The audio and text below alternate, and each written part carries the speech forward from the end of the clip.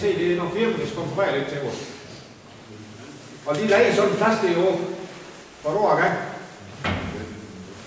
Og når de så får sådan en plads, det er jo, så er de også medlem af museets venner. Det er en støtteforening. Og så er det gratis adgang i åbningstid. I det år, ja. Ja, det er år. Ja. Og de giver 500 kroner sådan et det år. Og de ejer skibet. Og de betaler, så kan du bare skibet ned. Det er 500.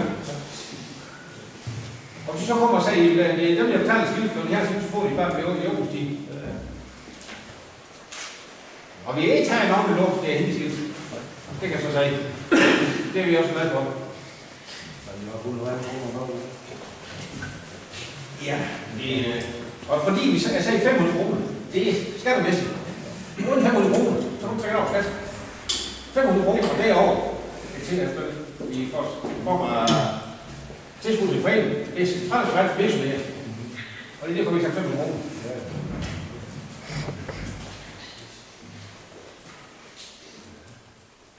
Mange af de ting, der hænger herinde, det fortæller historien.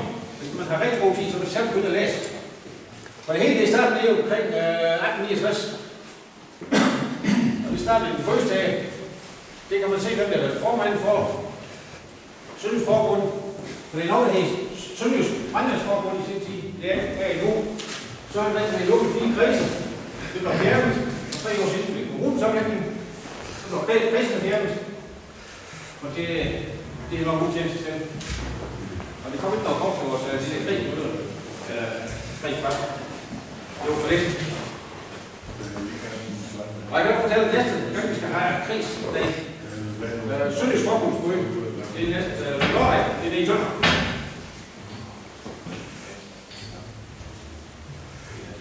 Det er også vigtigt, at jeg har det til.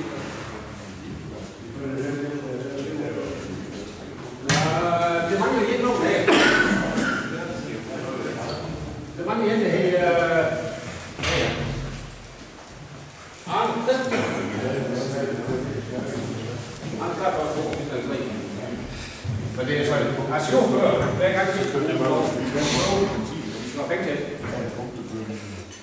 Og nu står jeg helt for en halv tid til, at jeg tror, det er 3 liter ved uge. Det er sprunget for et stykke. Det skal jeg så ny i. Igen. Så vi har ikke så mange penge for men det har vi ikke. Og det hele gør frivilligt. Det er ikke løn i nogen som helst.